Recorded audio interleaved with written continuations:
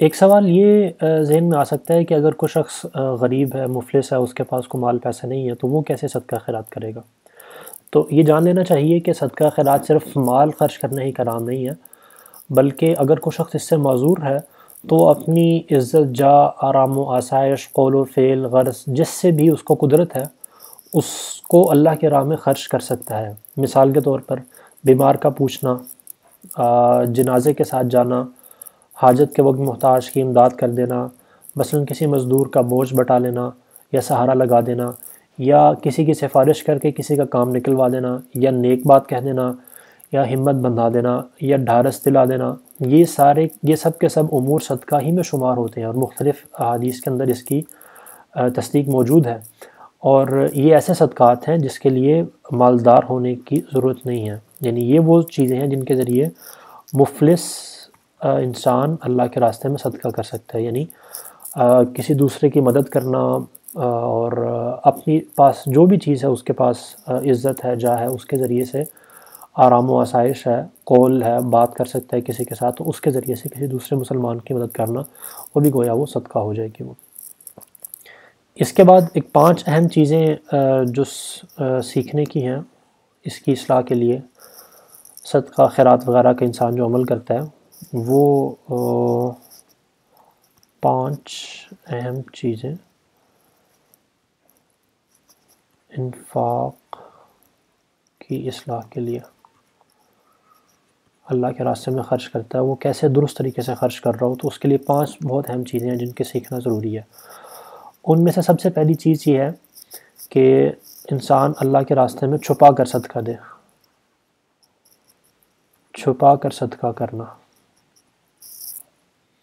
جو کچھ بھی انسان دے وہ لوگوں سے چھپا کر دے، کیونکہ حدیث میں آیا ہے کہ چھپا کر خیرات دینا پروردگار کے غصے کو بجھاتا ہے،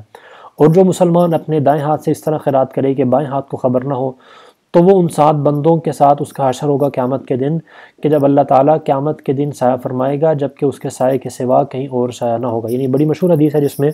رسول اللہ صلی اللہ علیہ وسلم نے فرمایا کہ 7 لوگ وہ ہوں گے جن کو اللہ تعالیٰ اپنے عرش کے سائے کے نیچے جگہ دے گا، ان میں سے ایک وہ بھی ہوگا کہ جو اللہ کے راستے میں چھپا کر صدقہ کرنے والا ہے۔ اور اس کی حکمت کیا ہے؟ اس کی حکمت یہ ہے کہ صدقہ کرنے سے مقصود کیا ہے؟ مقصود یہ ہے کہ بخل کی جو بری عادت ہے انسان کے اندر وہ دور ہو، مگر اس میں ریا کے خطرناک مرض کا اندیشہ ہے، اس لیے چھپا کر دینے سے ریا سے نجات مل جائے گی، کیونکہ مسلمان جب قبر میں رکھ دیا جاتا ہے تو ریا سانپ کی صورت اور بخل بچھو کی صورت میں بن کر اس کو تکلیف پہنچاتا ہے۔ بس جس نے خیرات کرنے سے جی چرایا اور بخل اختیار کیا، یعنی جو شخص تو یعنی خیرات کرتا ہی نہیں ہے، بخل کرتا ہے، اس کے ساتھ قبر میں کیا ہوگا؟ تو اس نے اپنی قبر میں کاٹنے کے لیے بچھو کو بھیج دیا، یعنی بخل کا مطلب ہے کہ اس نے قبر میں کاٹنے کے لیے اپنے آپ کے لیے ایک بچھو بھیج دیا جو اس کو کاٹتا رہے گا وہ۔ اور اگر کسی نے خیرات تو کی لیکن ریا کے ساتھ کی تو اس نے گویا اپنی قبر کے اندر سانپ کو بھیج دیا جو اس کو کاٹے گا وہ۔ اگر کسی نے خیرات تو کی مگر دکھاوے اور نمود کی غرض سے کی تو گویا بچھو کو تو گویا سانپ کی غذا بنا دیا۔ اس صورت میں بچھو سے نجات تو ہو گئی مگر سانپ کی زہریلی قوت اور زیادہ ہو گئی، کیونکہ بخل کا منشا پورا ہوا تو بچھو کا زور بڑھے گا، اور ریا کا منشا پورا ہوا تو سانپ کا زور زیادہ ہوگا۔ اس میں جو چیز امام غزالی سمجھا رہے ہیں وہ یہ ہے کہ جو مقصود ہے اس کے اندر صدقہ کرنے سے وہ یہ ہے کہ انسان کے اندر سے جو بخل کا بیماری یا مرض ہے وہ ختم ہوگا۔ لیکن آفت اس کے ساتھ یہ ہوتی ہے کہ اگر انسان لوگوں کو دکھا کر خرچ کرتا ہے تو اس کی وجہ سے جو مرض ہے بخل کا وہ تو کسی حد تک علاج ہوا، لیکن ریا کا مرض جو ہے وہ مزید بڑھ کر سامنے انسان کے اندر آ جاتا ہے، اور تکبر اور غرور اور تمام کی تمام چیزیں پھر ریا کے ساتھ وہ آنا شروع ہو جاتی ہیں۔ تو ان تمام امراض سے بچنے کا ایک ہی حل ہے کہ انسان اللہ کے راستے میں چھپا کر صدقہ کرے۔ دوسری چیز یہ ہے کہ احسان جتانا، احسان نہ جتانا، جسے خیرات دیا کرو اس پر احسان نہ سمجھو، اور اس کی شناخت ہی ہے، یعنی اہم چیز ہے کہ اس پر احسان نہیں جتانا چاہیے بالکل۔ اب اس کی نشانی کیا ہے کہ انسان نے اگر کسی کو خیرات دی اور اس کے دل کے اندر احسان جتانے کا جذبہ پیدا ہوا یا نہیں ہوا، اس کے لیے ایک ٹیسٹ بتاتے ہیں امام غزالی رحمۃ اللہ علیہ۔ مثلا تم نے کسی محتاج کو خیرات کے طور پر کچھ دیا اور اس سے شکر گزاری کی توقع رکھی، یا مثلا وہ تمہارے ساتھ بدسلوکی سے پیش آیا اور تمہارے دشمن کے ساتھ محبت کرنے لگا تو تم کو اس قدر ناگوار گزرا کہ اگر صدقہ دینے سے پہلے ہی صورت پیش آتی تو یقیناً اتنا ناگوار نہ گزرتا۔ تو اس سے صاف ظاہر ہوا کہ تم نے اس محتاج پر اپنا احسان سمجھا، جبھی تو اس سے بدسلوکی پر اتنا طیش آیا۔ یعنی سمپل سا ٹیسٹ ہے، جس کو آپ نے صدقہ دیا ہے، کوئی شخص ہے وہ، اگر وہ آپ سے بدتمیزی کرتا ہے، آپ کے ساتھ لڑائی کرتا ہے، وہ شخص یعنی آپ کے ساتھ، اور آپ کے دل میں یہ خیال آتا ہے کہ یار میں نے تو اس کو اتنا اس کی مدد کی، اس کو میں نے صدقہ خیرات دیا، اس کی ضرورتوں کا خیال رکھا، تو اب یہ میرے ساتھ بدتمیزی اس کو نہیں کرنی چاہیے تھی، یا اس نے کیوں کیا، یا آپ کو بہت زیادہ برا لگا، تو اس کا مطلب یہ ہے کہ آپ کے دل کے اندر وہ ایک احسان جتانے کی چیز آپ کے دل کے اندر موجود تھی، وہ اسی وجہ سے آپ نے اپنے دل میں اس کو زیادہ برا مانا۔ وہی اگر آپ نے اس کو مال صدقہ وغیرہ نہ دیا ہوتا اور پھر وہ آپ کے ساتھ لڑائی کرتا ہے، بدتمیزی کرتا، تو پھر آپ کو شاید اتنا برا نہ لگتا جتنا آپ کو اب برا لگ رہا ہے کہ جب کہ آپ نے اس کو دیا ہوا ہے، اپنا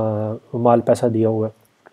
تو یہ نشانی ہے کہ آپ کے اندر احسان جتانے والی چیز موجود ہے، تو اس کا علاج ہونا چاہیے۔ جب علاج ہو جائے گا آپ اس سے بالکل مایوس ہو جائیں گے۔ مایوس ہونے سے مراد یہ ہے کہ آپ اس کی طرف سے کسی احسان کی، کسی اچھے سلوک کی وہ توقع نہیں رکھیں گے، بس اللہ کا حکم تھا میں نے اس کو دے دیا، اب وہ جیسے بھی کرے گا میرے ساتھ وہ اس کا اپنا عمل ہے، اچھا کرے یا برا کرے وہ اس کا اپنا عمل ہے، مجھے اس سے فرق نہیں پڑنا چاہیے وہ، تو پھر اس کا مطلب یہ ہے کہ آپ کی نیت درست ہو گئی ہے۔ اب تیسری چیز ہے اس کا علاج کیسے کریں گے ہم، یعنی اگر کسی شخص کے اندر یہ مرض پیدا ہو گیا احسان جتانے والا اور صدقہ کرنے کا، تو اس کا علاج کس طرح ہوگا؟ اس کا علاج یہ ہے کہ تم اس محتاج کو، جس کو انہیں صدقہ دیا، اس کو اپنا محسن سمجھو، کہ جس نے تم سے صدقہ کا مال لے کر تم کو حق خداوندی سے سبکدوش کر دیا اور تمہارے مرض بخل کا طبیب بن گیا، کیونکہ تمہیں معلوم ہو چکا کہ زکوٰۃ و خیرات سے مقصود بخل کا دور کرنا ہے، پس مال زکوٰۃ گویا بخل کا دھون ہوا۔ یہی وجہ ہے کہ رسول اللہ صلی اللہ علیہ وسلم زکوٰۃ صدقہ کا مال اپنے خرچ میں نہ لاتے اور فرمایا کرتے تھے کہ یہ مال کا میل ہے، تو جس مسلمان نے تمہارے مال کا میل لے کر تمہیں اور تمہارے مال کو پاک و صاف بنا دیا،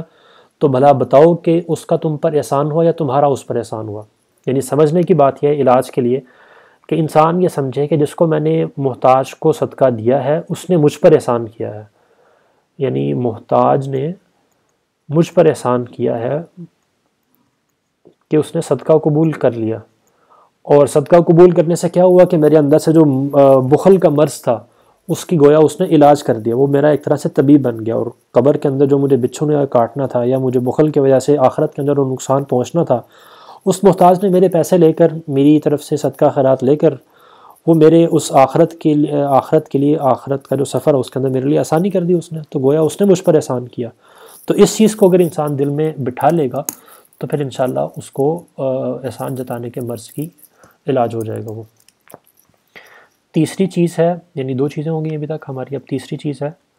کہ عمدہ مال اللہ کے راہ میں خرچ کرنا۔ عمدہ سے عمدہ اور پاکیزہ مال خیرات کرنا چاہیے، اللہ کے راستے میں خرچ کرنا چاہیے، کیونکہ جو چیز ہمیں ناپسند ہو اس کا اللہ کے نام پر دینا کیسے مناسب ہو سکتا ہے؟ آپ جان ہی چکے ہیں کہ اس سے مقصود دعوی محبت خداوندی کا امتحان ہے، پس جیسی بری یا بھلی چیز اللہ کے نام پر خیرات کرو گے اس سے خود معلوم ہو جائے گا تمہیں اللہ کے ساتھ کس قدر محبت ہے۔ یعنی عمدہ مال اللہ کے راستے میں خرچ کرنے سے یہ پتہ چلے گا کہ انسان، ہماری جو اللہ تعالیٰ سے محبت ہے وہ کس درجہ کی ہے۔ اگر اللہ تعالیٰ کے ساتھ محبت ایسی ہے کہ ہم اپنا بہترین مال اللہ کے راستے میں پیش کر رہے ہیں تو اس کا مطلب یہ ہے کہ ہم اپنے دعوی محبت کے اندر سچے ہیں۔ لیکن اگر ہم اپنی بری، گھٹیا اور فضول فالتو چیزیں اللہ کے راستے میں دے رہے ہیں تو اس کا مطلب یہ ہے کہ اللہ سے محبت جو ہے ہماری اس کے اندر کمی ہے، تو اس وجہ سے عمدہ مال اللہ کے راستے میں پیش کرنا چاہیے۔ چوتھی چیز ہے وہ یہ ہے کہ خوشی خوشی اللہ کے راستے میں خرچ کرنا چاہیے۔ خوشی خوشی اللہ کے راستے میں، یعنی ناراضگی اور منہ بنا کر اور برے طریقے سے اللہ کے راستے میں خرچ کرنا، ایسا نہیں ہونا چاہیے۔ جو کچھ بھی اللہ کے راستے میں دینا ہو وہ خوشی خوشی دینا چاہیے، کیونکہ رسول اللہ صلی اللہ علیہ وسلم نے فرمایا کہ 1 درہم 1 لاکھ درہم سے بڑھ جاتا ہے۔ اس کا مطلب یہی ہے کہ جو 1 درہم نیک نیتی سے اور خوشی کے ساتھ دیا گیا ہو وہ ان لاکھ درہموں سے بڑھ جاتا ہے جو ناگواری کے ساتھ دیے گئے ہوں۔ یعنی اگر انسان کم بھی صدقہ کر رہا ہو لیکن اچھے طریقے سے خوشی خوشی اور اس کی نیت یہ ہو کہ صرف اللہ تعالیٰ کی رضا کے لیے دے رہا ہے وہ، تو ہو سکتا ہے کہ وہ اس کا تھوڑا صدقہ بہت زیادہ صدقہ کرنے والوں سے آگے نکل جائے وہ۔ اور پانچویں چیز ہے صدقہ کے لیے عمدہ محل تلاش کرنا، عمدہ محل تلاش کرنا، یعنی جس شخص کو صدقہ دے رہے ہیں وہ واقعتاً کیا اس کا مستحق ہے یا نہیں۔ اور دوسری چیز یہ ہے کہ اس میں کوشش ہونی چاہیے کہ کسی نیک لوگوں کو اپنا صدقہ دیا جائے، یعنی کسی پرہیزگار عالم کو دیا کرو تاکہ تمہارا مال کھانے سے اس کو اللہ تعالیٰ کی اطاعت اور تقوی پر قوت اور اعانت حاصل ہو، یا کسی عیالدار نیک بخت مسلمان کو دو۔ اگر یہ تمام اوصاف ایک شخص میں جمع نہ ہو تو جس میں ایک صرف وصف بھی پایا جائے وہ تمہارا صدقہ پاک ہو جانے کے لیے کافی ہے۔ البتہ نیک بختی کا لحاظ سب سے مقدم ہے، کیونکہ دنیا کا مال و متاع بندوں کے لیے اسی واسطے مہیا کیا گیا ہے کہ ان کی ایام گزاری ہو سکے اور ان چند روزہ ایام میں آخرت کا توشہ ان کو حاصل ہو جائے۔ تو جو لوگ در حقیقت سفر آخرت میں مشغول ہیں، اس عالم فانی کو راستہ کا پڑاؤ اور مسافر خانہ سمجھے ہوئے ہیں، وہی تمہارے پیسے کے مصرف ہونے چاہیے۔ رسول اللہ صلی اللہ علیہ وسلم نے فرمایا کہ پرہیزگاروں کو کھانا کھلایا کرو اور اپنا تبرع اور سلوک ایمانداروں ہی کو پہنچایا کرو۔ یعنی اس میں جو اہم چیز ہے بتانا چاہ رہے ہیں امام غزالی وہ یہ ہے کہ صدقہ خیرات کوشش کرنی چاہیے کہ انسان نیک لوگوں کو دے، اور اگر اسی طرح عیالدار کوئی شخص ہے لیکن نیک ہے تو اس کو دے۔ اسی طرح احادیث کے اندر اور جگہوں پر آیا ہے کہ اپنے جو قریبی رشتہ دار ہیں ان کو دینا چاہیے۔ مطلب کہنے کا یہ ہے کہ جس شخص کو انسان دے رہا ہے صدقہ اس کے بارے میں تحقیق کرنی چاہیے کہ وہ واقعتاً اس کا مستحق ہے یا نہیں ہے۔